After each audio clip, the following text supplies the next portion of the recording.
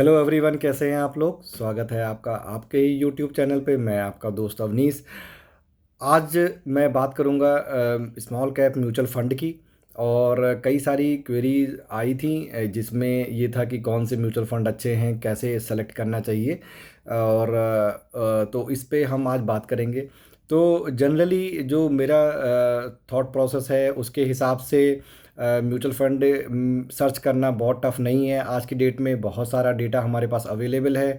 Evenly Google से आप check कर सकते हो या फिर किसी भी ब्रोकर जैसे जीरोधा पे भी आप जाके इजीली डेटा अवेलेबल है, आप कंपेयर कर सकते हो। खुद का भी होमवर्क करना भी चाहिए हमें, क्योंकि पैसा हम लगा रहे हैं तो किसी के रिकमेंडेशन पे पैसा नहीं लगाना चाहिए। हमें खुद रिसर्च करके, जब तक खुद कन्विंस ना हो, खुद हमें उस पर ट्रस्ट बिल्ट ना हो, तब तक हमें उसमें एक भी रुपए नहीं लगाना चाहिए। बट मैं आपको थोड़ा सा गाइडलाइंस दे सकता हूँ कि इसमें आप कैसे अपना सर्च क्राइटेरिया या सिलेक्शन प्रोसेस इन चेक कर सकते हो। तो नंबर वन जो आता है कि सबसे बड़ी चीज़ कि ट्रैक रिकॉर्ड अच्छा होना चाहिए। ट्रैक रिकॉर्ड से मेरा कहने का पॉइंट ये है कि हमें ये चेक करना चाहिए कि वो फंड हाउस कितना पुराना है और उसका लॉन्ग टर्म में 5 साल या 10 साल या उससे पहले भी 15 साल में उसने टोटल ओवरऑल जो CAGR दिया है, वो कितना, मतलब क्यूमुलेटिव ईयरली ग्रोथ जो है उसका कितना है ना। पर्टिकुलर आप ईयर से मत चेक करो, क्योंकि हो सकता है वो कोविड में स्टार्ट हुआ हो, सब कुछ नीचे डाउन था, 3 साल में बहुत अच्छा ग्रोथ दिखाया हो उसने। बट उनका फंड का जो ट्रैक रिकॉर्ड है वो उससे कंपेयर नहीं हो सकता। मैं नहीं कह रहा हूँ कि वो फंड गलत होंगे जो कोविड के टाइम पे लॉन्च हुए हैं, बट आपको बिलीव करना पड़ेगा, क्योंकि आप अभी स्टार्ट कर रहे हो छोटी सिप से। और आपका कुछ टारगेट होगा कि लमसम मैं इसमें 10 लाख रुपए तक का जमा करूंगा। तो जब फंड बड़ा हो जाता है, तब वो फिर उस समय इस सब चीज़ों का सिलेक्शन रीसिलेक्शन करना बहुत टफ हो जाता है, क्योंकि उसमें पैसे का लॉस होता है जब आप उसको बेच के रीएडजस्ट करते हो किसी फंड हाउस में, किसी और दूसरे म्यूचुअल फंड में। तो हमें ये सब जो चेकिंग है पहले ही कर लेनी चाहिए और माइंडसेट एकदम क्लियर कर देना चाहिए कि मैं इसी के साथ अगले 5 साल 10 साल के लिए अटैच रह सकता हूँ और अपने फंड को सेफली ग्रो कर सकता हूँ। तो नंबर वन तो था कि ट्रैक रिकॉर्ड, कि आपका लास्ट 5 ईयर या 10 ईयर जब से वो लॉन्च हुआ है उसका एक लंबा ड्यूरेशन होना चाहिए। अवॉइड करने हैं 2-3 सालों वाले। वो ठीक है, हम आगे जाके उसको सिप में इंक्लूड कर लेंगे जब उनका भी ट्रैक रिकॉर्ड अच्छा रहेगा, ईयरली ग्रोथ रेट अच्छी रहेगी। नंबर वन पे तो ये था। दूसरा था कि हमारे जो ओल्ड म्यूचुअल फंड हाउस हैं जैसे, और रीनोन हैं, जैसे HDFC है और एक्सिस का है, SBI का है, और भी कई सारे हैं जो जिनमें आप थोड़ा सा प्रियोरिटी पे बायस होके कर सकते हो उसमें, क्योंकि वो उनका एक वेल नोन फंड हाउस है और काफ़ी अच्छा मैनेज करते हैं इसमें। और सेकेंड पॉइंट जो हमारा आता है कि इसमें सेकेंड और थर्ड पॉइंट हमारा ये आता है कि इसमें जो है ओवरऑल साइज़ क्या है फंड हाउस का। साइज़ का मतलब जो टोटल उसकी फ़ंड की वैल्यू कितनी है जो उसका फंड मैनेजर हैंडल कर रहा है। मतलब जैसे कई सारे, मतलब हैं तो पुराने ट्रैक रिकॉर्ड, बट वो अभी तक सही से काम नहीं कर पाए हैं और उनके पास लोगों ने अपना इंटरेस्ट और ट्रस्ट अभी तक बैठा नहीं पाए हैं लोग, और पैसा अभी भी देना चालू नहीं किया है। तो उस केस में हमें उसका फंड का साइज़ भी देखना चाहिए, जो कि AUM के नाम से आता है। और आप देख सकते हो कि उसमें 4,000 करोड़, 5,000 करोड़ या 10,000 या 27, 20,000, 30,000 करोड़, कितना कर करोड़ का टोटल का उसकी फ़ंड साइज़ है। मतलब आप ये समझो कि जो फंड मैनेजर का जो नाम लिखा रहेगा उसके अंदर, ये वो उस पर्टिकुलर साइज़ के फंड को मैनेज कर रहा है। ठीक है, तो उसमें उसको ऐसा नहीं है कि उसके पास अमाउंट नहीं है, उसके पास किसी भी डाउनफॉल को एडजस्ट करने का पैसे नहीं हैं, है ना। मतलब वो सब चीज़ें उसके पास वैल्यू रहती है हर चीज़ की। और तो एक तो ये चीज़ें हमें चेक कर लेनी चाहिए कि, और उसका फंड मतलब कितना फ़ंड का साइज़ है। तीसरा जो फैक्टर लोग चेक करते हैं कि हमें जब ये सिलेक्शन हो जाए कि कौन सा फ़ंड लेना है, किस तरह का लेना है, तो उसके अंदर भी फिर जब जैसे हमने सपोज़ करो एक फॉर एग्ज़ाम्पल कि HDFC स्मॉल कैप का ले लिया, तो एचडीएफसी स्मॉल कैप का जब आप लोगे तो उसके अंदर दो लेग आते हैं, एक एक लेग आता है रेगुलर का और एक लेग आता है डायरेक्ट का। तो इसमें भी थोड़ी कमीशनिंग जाती है। रेगुलर में आप ये समझो कि फंड हाउस से और आपके बीच में एक बंदा और कोई भी है जो कि एजेंट की तरह काम करता है, या इवन बैंक होते हैं। तो यदि आप बैंक से डीमेट खुलवा के आप बैंक से कुछ खरीदते हो तो आप वहाँ पे डायरेक्ट वाले नहीं खरीद पाओगे, डायरेक्ट वाला फंड नहीं खरीद पाओगे। डायरेक्ट वाले फंड जो हैं आपको नॉर्मली जीरोधा या फिर ग्रो वाले या पेटीएम, आई थिंक पेटीएम पर भी है। तो इन सब जगह से प्लेटफॉर्म से ही उनको खरीद पाओगे, या फिर आप ये चीज़ डायरेक्ट उस फंड हाउस की साइट पे, जैसे H D F C mutual fund है या S B I mutual fund है ना, उन सब की साइट पे जाके आप खरीद सकते हो डायरेक्ट वाले। तो इसमें हमें चूज़ करना चाहिए डायरेक्ट वाला, क्योंकि यदि हमें खुद करना है तो मैनेज, और यदि आप सोच रहे हो कोई फाइनेंशियल एडवाइज़र के थ्रू करना है तो आपका फाइनेंशियल एडवाइज़र जो है हमेशा रेगुलर वाला, या फिर आप बैंक के थ्रू करना चाहते हो बैंक वाला भी हमेशा रेगुलर वाला फ़ंड लेगा, क्योंकि रेगुलर करते ही फंड में उसमें उसका कमीशन सेट होता है। जितना आपका फ़ंड वैल्यू होगा, जितना आप उसके थ्रू सिप कराओगे, उसका कुछ परसेंटेज 0.5 से लेकर 1% तक होता है कमीशन उसका ईयरली। तो वो कमीशन भी उनके पास जाता है। और तो नॉर्मली यदि इंडिविजुअली आपको करना है, किसी बीच में पर्सन को ऐड नहीं करना है, तो आप किसी ऐसे प्लेटफॉर्म को चूज़ करें जहाँ पर डायरेक्ट सिप का प्रोविज़न हो, और आप उससे उस कमीशन को लॉन्ग टर्म में अवॉइड कर सकते हैं। क्योंकि आपको अभी तो फंड वैल्यू मान लो 50,000 की हो गई आपकी, जो सिप के थ्रू चलते, तो 50,000 का 1% आपको ज़्यादा पेन नहीं करेगा। मगर यदि यही चीज़ आपकी मान लो 50 लाख की हो गई तो 1% फिर आपका माने करता है उसके अंदर। और यदि वो फंड उसमें मतलब रेगुलर वाले के अलावा आप डायरेक्ट वाले पे करते हो तो वो वाला गेन भी आपके फंड में पड़ा रहेगा। ये आपको पता नहीं चलता, थोड़ा सा एनएवी में डिफरेंस होता है उसके अंदर। ठीक है, तो एक लेग तो ये हो गया कि हमें यदि सिलेक्शन के बाद हमें डायरेक्ट में जाना है कि रेगुलर में जाना है, और इसके अलग से प्लेटफॉर्म कौन से हैं, किधर से हम ले सकते हैं डायरेक्ट वाला, किधर से रेगुलर वाला ले सकते हैं। और तीसरा जो पॉइंट है कि एक्सपेंस रेशियो और एंट्री और एग्ज़िट का लोड कितना है।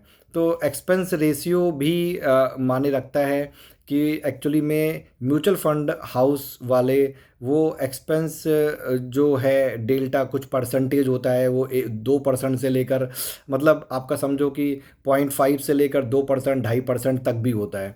ये वो पैसा है, वो कमीशन है जो कि म्यूचुअल फंड हाउस का जो म्यूचुअल फंड मैनेजर है, जो फंड मैनेजर होता है जो उस फंड को मैनेज करता है, और उसकी जो नीचे की टीम होती है, वो उनकी सैलरी और म्यूचुअल फंड हाउस जो है उसके ऑपरेशनल कॉस्ट और उसका सब जो इंफ्रास्ट्रक्चर का जो कॉस्ट है मैनेज करने का, वो सारा पैसा उस कमीशन से जाता है, उस एक्सपेंस रेशियो से जाता है।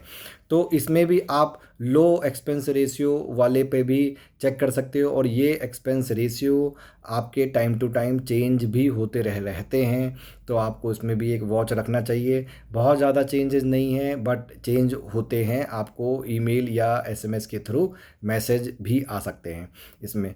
और थर्ड पॉइंट, फोर्थ पॉइंट है इवन आपका, कि एक पॉइंट है कि आपका एंट्री और एग्ज़िट लोड क्या है। तो एंट्री के समय तो नॉर्मली कोई लोड नहीं होता है, 0% का लोड होता है, आप खरीद सकते हो, पूरी वैल्यू आपके पास आ जाएगी। और इसमें जो आपका उसका बस ये है कि एग्ज़िट लोड नॉर्मली 1% या उससे ज़्यादा का होता है, 2% तक जाता है इसमें। और बट इसमें कुछ लॉकिंग है कि आपका 1 साल से पहले निकालते हो तो आपका एग्ज़िट लोड लगेगा, 1 साल के बाद निकालते हो तो एग्ज़िट लोड नहीं लगेगा। कई केस में दोनों लगता है, कई केस में कहीं ना कहीं थोड़ा सा रिबेट हो जाता है।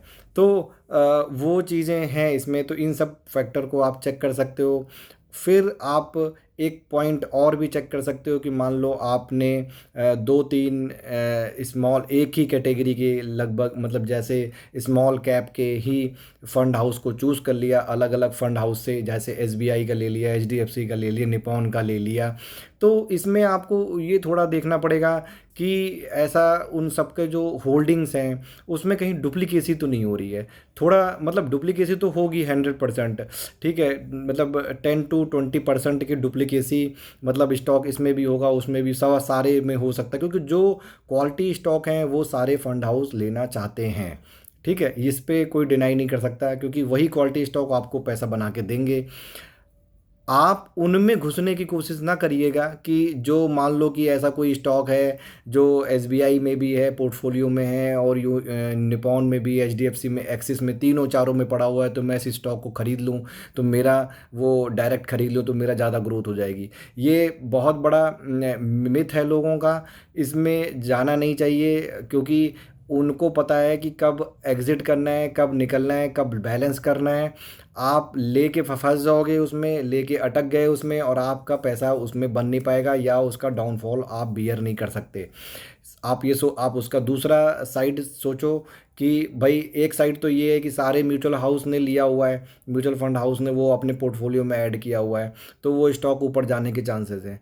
मान लो कुछ गलत न्यूज़ आ गई, आपने एक जगह पे एंट्री कर ली, आपने डायरेक्ट उठा के स्टॉक डीमैट अकाउंट में डाल लिया, तो वो गलती नहीं करनी है, क्योंकि इसका दूसरा साइड क्या है, यदि उस कंपनी में कोई चैलेंजेस आ गए तो आपके पास न्यूज़ आने से पहले म्यूचुअल फंड हाउस वालों के पास जाएगी, और वो वहाँ से एग्ज़िट करना चालू करेंगे, तो आपका पैसा कब जीरो हो जाएगा या नियर टू जीरो हो जाएगा, आपको खबर भी नहीं होगी। ठीक है, और ये स्मॉल कैप बहुत रिस्की होते हैं, कंपनी टू कंपनी गायब हो जाती हैं, मालूम भी नहीं पड़ता है, तो इसीलिए मैं हमेशा अवॉइड करता हूँ कि स्मॉल कैप कंपनी में डायरेक्ट डीमेट के अकाउंट, डीमेट से स्टॉक की डिलीवरी कभी नहीं लेनी चाहिए। ट्राई करना चाहिए इन्हीं ग्रुप के, क्योंकि उनकी नॉलेज है, वो 1-2% अपना कमीशन ज़रूर लेते हैं, बट उनको वो 2 कमीशन देना वैलिड है। आप ये इमेजिन करके चलो कि एक दिन आपका फ़ंड, यही फ़ंड, जैसे मान लो आपने स्मॉल कैप के 3-4 फंड में सिप लगाई, ये फ़ंड आपका 50 लाख का हो जाएगा। आप ये इमेजिन करो, क्या 50 लाख का फ़ंड अपने वाले चीज़ों को उतना बियर और उतना हैंडल कर सकते हो? आपको पैसे एक्सपेंस देने पड़ते हैं, हर चीज़ को आप स्मार्ट नहीं हो सकते, हर जगह आपकी पूरी नॉलेज नहीं हो सकती, हर जगह हर टाइम आप कनेक्ट नहीं हो सकते, हर न्यूज़ आपके पास आ नहीं सकती। तो ऐसे फ़ंड को हमें किसी की सर्विस के थ्रू ले लेना चाहिए। मैं एजेंट की बात नहीं कर रहा हूँ, जो रेगुलर वाली बात नहीं कर रहा हूँ, मैं म्यूचुअल फंड हाउस में जो फंड मैनेजर है मैं उसकी बात कर रहा हूँ। एजेंट को आप अवॉइड कर सकते हो, बट म्यूचुअल फंड के थ्रू आप जाओगे तो आपके पास एक एक पूरा मतलब बकेट होती है, उस बकेट में आपके पास वेरियस स्टॉक होते हैं, उनको पता रहता है कि क्या करना है। उन्होंने पढ़ाई उसी चीज़ की है, उनके पास एक्सपर्टीज़ उसी चीज़ का है, उनके पास ग्रुप उसी तरह के हैं। हमारे पास वो नॉलेज नहीं है, और क्यों इतना टेंशन लगाना, पैसा कमाना है कि लाइफ गलानी है इसमें। ठीक है, तो पैसा बनाने के लिए थोड़ा सा कमीशन देना भी जायज़ है। देखिए, कमीशन तो हर कोई खाएगा। कमीशन यदि आप डायरेक्ट इन्वेस्टिंग लोगे तो आप उसमें डिलीवरी चार्ज दोगे, ठीक है, वो फिर डीमैट का भी चार्जेस जाता है, तो बहुत सारे चार्जेस हैं, और उसके में फिर कितने स्टॉक उठाओगे आप, किस रेशियो में उठाओगे, ये सब कुछ नहीं पता। तो उस सब चीज़ों में दिमाग मत लगाइए। मेरे सजेशन है, मेरा जो मैं जिस थ्योरी पे बिलीव करता हूँ कि small cap totally mutual fund house के नाम सरेंडर कर देना चाहिए, और हमें उन्हीं के थ्रू लगाना चाहिए। तो मैंने अभी तक जो पॉइंट डिस्कस किए कि ट्रैक रिकॉर्ड अच्छा होना चाहिए, वेल नोन हाउस होना चाहिए, और इसमें जो है आपका एक्सपेंस रेशियो अच्छा होना चाहिए, एयूएम लार्जर होने चाहिए, और जिनका मतलब जिन्होंने अच्छा रिकॉर्ड दिखाया है ग्रोथ का, उनको आप चूज़ करें, और आपका एक्सपेंस रेशियो थोड़ा सा कम रहे, और एंट्री और एग्ज़िट का लोड भी कम रहे। तो ये सिलेक्शन क्राइटेरिया आपको नॉर्मली किसी भी फंड हाउस में यूज़ कर सकते हो। और अभी मेरे हिसाब से कि मैंने अपना पॉइंट तो रख दिया है। आप इसमें थोड़ी सी रिसर्च कर सकते हो, और इसमें आप सेल्फ जो स्टॉक की लिस्ट है उसमें डुप्लीकेसी ना हो जाए, उस हिसाब से थोड़ा सा इन्वेस्टिंग कर सकते हो। तो इसमें जो मुझे लगता है कि एसबीआई वाला है, एसबीआई का फंड हाउस अच्छा है, और एचडीएफसी का बड़ा बैंक है प्राइवेट का, तो दोनों ये प्राइवेट और पीएसयू के बड़े बैंक हैं, इनके पास फंड बहुत ज़्यादा है। तो इनके फ़ंड मैनेजर भी बड़े क्वालिफ़ाइड होंगे और उन चीज़ों को मैनेज कर पाएँगे। और इनके पास न्यूज़ भी पहले आती है, तो ये मतलब उसको ईज़िली हैंडल भी कर लेते हैं। और मेन चीज़ क्या है कि इसमें इसी तरह से निपॉन का भी है, बहुत अच्छा फ़ंड है वो भी। और अभी इसमें और भी होंगे जो आप कहीं से भी नॉर्मल गूगल करके या फिर म्यूचुअल मनी कंट्रोल की साइट पे जाके चेक कर सकते हो। तो डेटा सारा अवेलेबल है, बट डेटा बहुत ज़्यादा अवेलेबल है, ये भी एक चैलेंज है। तो उसमें से पिक करना, किसी चीज़ को चेकआउट करना, फाइनलाइज़ करना और एक बिलीफ क्रिएट करना उसके साथ, ये थोड़ा-सा इंडिविजुअल टू इंडिविजुअल वेरी करता है। तो इसमें आप लोग थोड़ा-सा अपना टाइम स्पेंड करें। मेरा तो यही रिकमेंडेशन है कि यदि आप 500 की भी एक सिप चालू कर रहे हैं, तो कम से कम आप 1 वीक का समय लगाएँ। अपने जानकार लोगों से पूछें और कोई कोई यदि एजेंट है या फिर उसका सबकी बात सुनें, सुनने में कोई हर्जा नहीं है। बट करें अपने मन की। और मतलब हम क्या करते हैं, इन्फ्लुएंस्ड हो जाते हैं, सामने वाला हमें कन्विंस कर ले जाता है कि यार ये लगाते हैं, इसमें मैंने उनको ये बनाया है। वो आप यदि बात करो कभी डाउनफॉल की ना, तब कोई नहीं आएगा सामने। ये अभी जो डाउनफॉल यदि इन केस कभी आता है, तो आपके पास कोई भी ऐसा नहीं आएगा बंदा जो मैं कहेगा मैंने इतना बना दिया, इतना बना दिया। बनाता कोई नहीं है, वो कुछ नहीं करता, वो अपने कमीशन के बारे में सोचते हैं खाली। एजेंट जो है हमेशा अपने कमीशन के बारे में सोचता है। जैसे आप कुछ अपना होमवर्क करोगे जहाँ कमीशन कम लगे, वैसे ही वो आपके पास होमवर्क करके आते हैं कि जहाँ कमीशन ज़्यादा मिले, और मैं सामने वाले को किस प्लस पॉइंट पे आपको कन्विंस कर ले जाऊं और आपकी सिप चालू करा दूं। अब सिप एक ऐसी चीज़ होती है जो बंदा सब्सक्रिप्शन की तरह चलती रहती है, जैसे हमारा टाटा स्काई है या फिर हमारा कोई और ओटीटी के प्लेटफॉर्म है। इनमें क्या है, सिप एक बार कर लिया आपने, मतलब मंथली आपके अमाउंट कट रहे हैं, आपको ज़्यादा हैम्पर नहीं होता है, ठीक है। हमारा मोबाइल बिल होता है, तो उसी तरह से सिप भी कट जाती है, तो हमारा पैसा चला तो जाता है। मगर हम इन्फ्लुएंस होकर जो डिसीजन लेते हैं वो ज़्यादा दिन तक साथ नहीं देता। और उसका तो क्या है, वो तो हर साल आपके पास आएगा। कोई भी जो आपका फंड मतलब एजेंट होगा या सर्विस प्रोवाइड करने वाले होगा, वो हर साल आपके पास आएगा। हर साल कहेगा सर इस वाले ने बहुत अच्छा परफॉर्म किया है, आप इसमें भी लगा दो पैसा। वो उसको कोई ना कोई 5-10 स्टॉक उसके पास म्यूचुअल फंड के पास वो रहेंगे, जहाँ उसको सबसे अच्छा कमीशन आप कभी चेक करना, जो आपको वो रिकमेंड कर रहा है उसका पूरा नाम लेना कि वो कौन सा फंड मुझे, मतलब वो रेगुलर का है या किस चीज़ का है, डायरेक्ट का है, वो उसका पूरा नाम लेना और उसका एक्सपेंस रेशियो, और वो उसको ज़रूर से चेक करना। और उसका एंट्री एग्ज़िट का लोड भी चेक करना। वो देखिएगा आप, उसका एक्सपेंस रेशियो बहुत हाई रहेगा। मतलब डायरेक्ट और रेगुलर में ही कम से कम 1% का भी गैप होता है। तो इन चीज़ों को थोड़ा-सा हमें नोटिस करना पड़ेगा। ये जो लोग काफ़ी समय मार्केट से जुड़े हुए हैं, काफ़ी समय से, उनको ये नॉलेज हो चुकी है। और जो लोग अभी नए हैं, जैसे अभी जस्ट अभी उन्होंने जॉइन किया है जॉब, मैं तो कहता हूँ यदि 10,000 की भी जॉब लगी है, तो उस बंदे को ₹500 की सिप इमीडिएट चालू कर देनी चाहिए। ये सबसे बेस्ट ऑप्शन है। और उसको स्मॉल कैप फंड के साथ ही जाना चाहिए। कोई उसको स्टेबिलिटी की ज़रूरत नहीं है, बहुत अच्छा वो ग्रो करेगा, बिलीव करे। बहुत लोगों ने हज़ार हज़ार रुपए से भी जॉब स्टार्ट की है अपने ज़माने में, आज वो बहुत अच्छा कमा रहे हैं, बहुत बहुत अच्छा कमा रहे हैं। तो ऐसा नहीं है कि मेरी 10,000 रुपये की जॉब लगी है तो मैं आगे ग्रो नहीं करूँगा। आप भी बहुत अच्छा कमाओगे, बट आपको अर्ली स्टार्ट करना है, क्योंकि कंपाउंडिंग की जो पावर है वो अर्ली स्टार्ट से आती है। चाहे आप गलत फंड भी सेलेक्ट कर लो, कोई दिक्कत नहीं है, मगर स्टार्ट ज़रूर करो। स्टार्ट इसलिए करो क्योंकि भाई यदि गलत फंड है तो हो सकता है कि वो 25% का ग्रोथ ना दिखाए ईयरली, वो आपको 18 दिखा दे या 15 दिखा दे या 10 भी दिखा दे। मैं तो कहता हूँ 7 भी दिखा दे, तभी भी आपका इन्फ्लेशन से पैसा तो बीट हो गया, और पैसा कम से कम हैंडसम एक एक्यूमुलेट हो गया। तो अर्ली स्टार्ट करिए, जितना जल्दी हो सके उतना स्टार्ट करिए। थोड़ा सा इंडिया इसलिए भी प्रोटेक्टेड है अभी तक। आप देखो नेबरिंग कंट्री में बड़ी चैलेंजेस हैं, डिफ़ॉल्ट हो रहे हैं। इंडिया का प्रोटेक्शन का अभी तक प्रोटेक्टेड इसलिए है क्योंकि इंडिया में आप ये सोचो कि जो पैसा है वो लोगों का अभी भी सेविंग्स में और गोल्ड में इंटरेस्ट है। मतलब प्रॉपर्टी में लोगों का इंटरेस्ट जो है 50% है, गोल्ड में 26% है, ये एक रिपोर्ट आई है। मेरे को अभी इस यूट्यूब पे ज़्यादा हैंड्स ऑन नहीं है, कैसे इसमें सारी चीज़ों को पॉपअप कराना है मुझे। और इसमें सेविंग्स में भी 12-13% का पैसा पड़ा हुआ है, ओवरऑल मैं बता रहा हूँ। तो इसमें तो अभी एंट्री हुई नहीं है, ये भी म्यूचुअल फंड में तो पैसा अभी आया ही नहीं है, अभी स्टॉक में पैसा तो आया ही नहीं है।